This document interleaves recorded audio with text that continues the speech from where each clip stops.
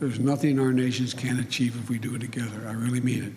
So thank you all. God bless you all. Let's go lick the world. Let's get it done. Hi, I'm Nat, and today I want to talk about Joe Biden running. And no, I don't mean running away, or in his case, shuffling away from the mess he's left your country in. Yesterday, he declared, finally officially, that he's running for re-election. And he didn't have the dignity to stand up at a podium and do it live, so he released a video, which I haven't watched, so let's cringe and react to it together. Joe Biden launches his campaign for president. Let's finish the job. Please don't. And we're going to see what job he's going to try to finish and what he's accomplished in the past 2 years.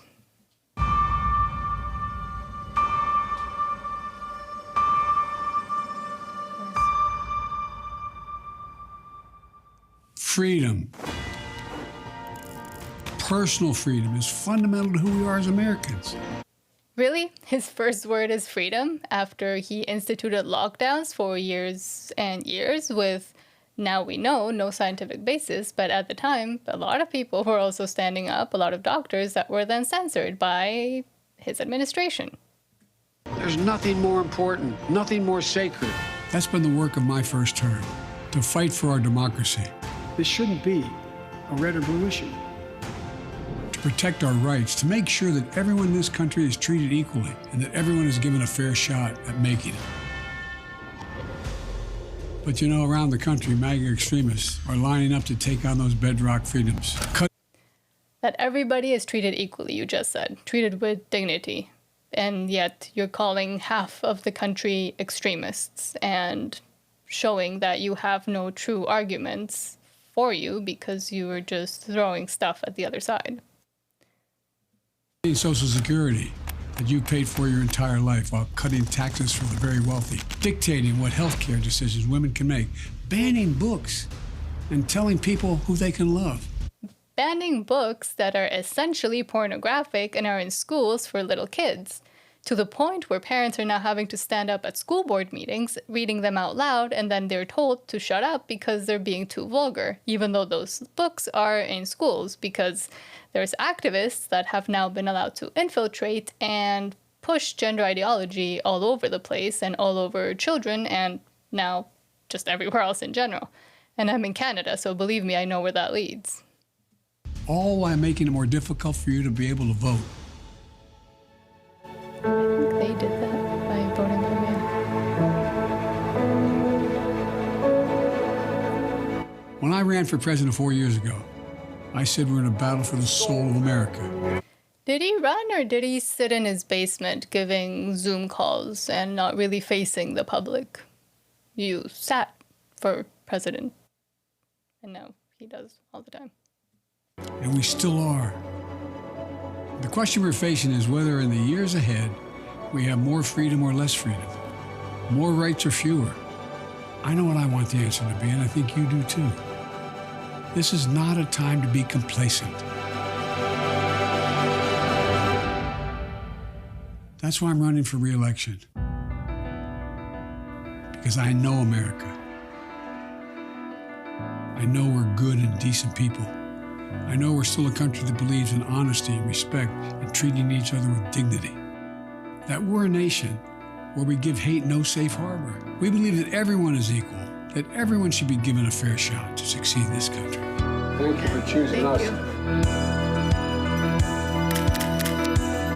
That's his Supreme Court nominee that couldn't answer the question, what is a woman? But sure, let's give everyone a fair shot. Every generation of Americans has faced a moment when they have to defend democracy.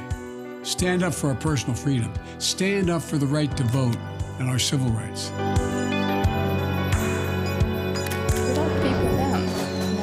And this is our moment.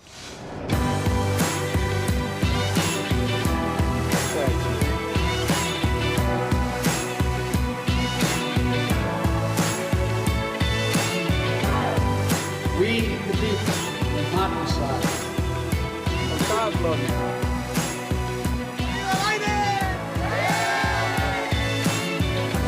So if you're with me, Go to joebiden.com and sign up. Let's finish this job. I know we can. Because this is the United States of America. There's nothing, simply nothing we cannot do if we do it together.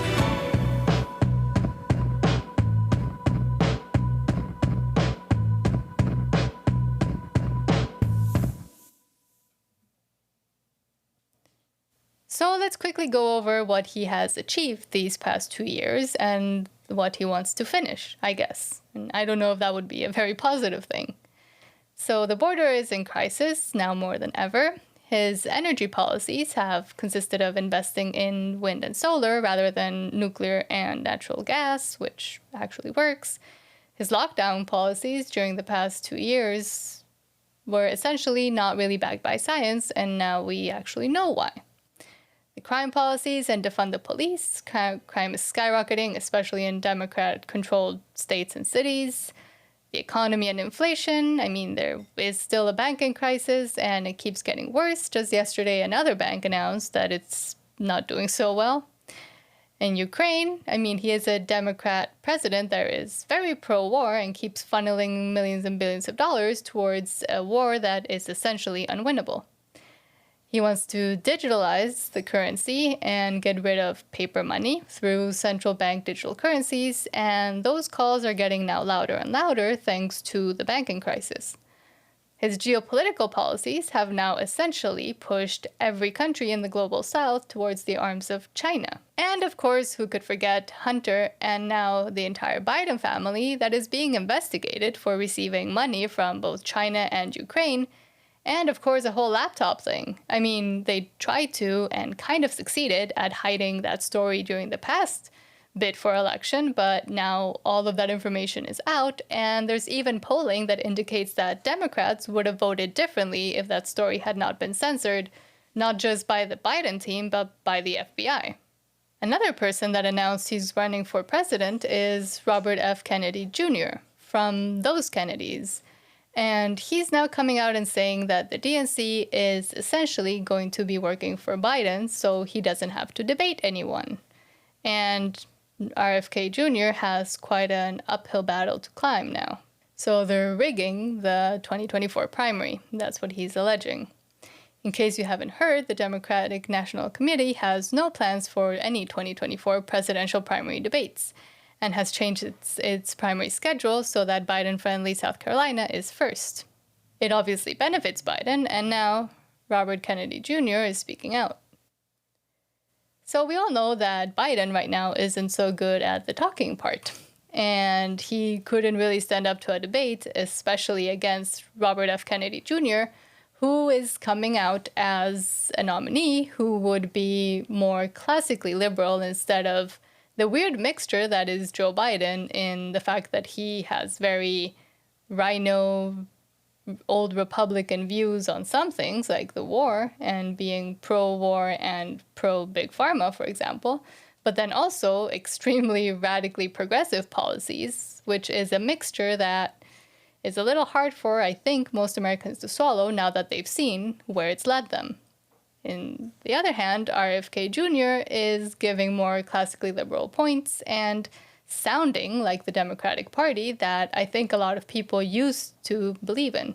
I mean, of course, the DNC doesn't want any debates because anybody standing up against Joe Biden as another Democratic candidate would completely wipe the floor with him, because this is what Joe Biden is sounding like these days. Have to pay out $159 billion lead. Programs like Young Entrepreneur, Young Enterprise Northern Ireland. Anyway, from Charlotte, another line going from in Florida down to Tampa. Of Putin's kleptocracy. Yeah. America is a nation that can be defined in a single word. I was going to put him. The idea that Los Angeles and what am I doing here? So while expected, it is a little bit sad to see that they're allowing Joe Biden to run again in 2024, because a lot of people are aware that he might not really be all there. And there's even been calls to say that this is elder abuse. And honestly, he'll be 86 by the time he leaves if for some miracle he does win again. And now we know that the Democrat National Committee is intent on making that happen, even though there are a lot more and better, classically liberal candidates that could maybe do a lot better for the country. So let me know what you think, and if you're an American, you have a lot to think about. Thank you for watching, and I hope you have a great rest of your day.